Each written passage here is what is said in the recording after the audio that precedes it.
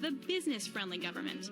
The probable victor in the October elections is Alberto Fernandez and his running mate Cristina Kirchner, former populist president known for nationalizing industries. And Vaca Muerta is stuck in the middle.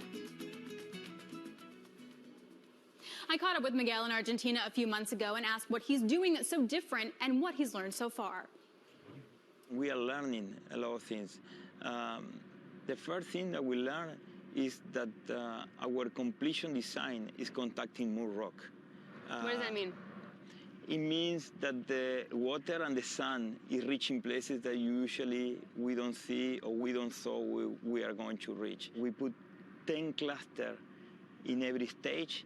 That means in every stage is 75 meters of part of horizontal well. And then we went with a very high density of the way that we frack that stage. That clearly is part of what is giving us a good result.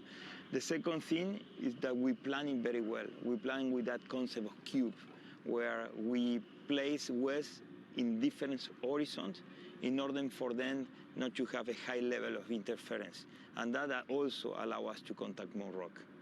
And to that point, I feel like some oil companies have tried things like 12 wells per pad. What's going to be your max? Today, we are not planning 12 wells per pad. There's always a trade-off between operation and production and how much you delay production. 4, 6 seems to be in the sweet spot for us. You need water and sand to come in, and then you need oil to go out. Can you just give me an idea of like the traffic of what comes in and out of here? We are planning to develop our sand mine very close to where we operate. And when I say very close compared to what we are doing today. That sand may not have the top quality that we were planning to, but what US have proved is that we don't need that high spec sand, that we need to be very pragmatic on the quality and also on the cost of the logistic. The other option is to do it in silos and to silo transport it to trucks. It is very efficient because the sandbox goes to a conveyor and from the conveyor goes straight to the blender. All of that costs money. So what's the trade-off? Are you going to have a constant premium in terms of well costs to the U.S.? Well, we are today more expensive than the U.S., no doubt about it. I think part of that comes from the economy of scale.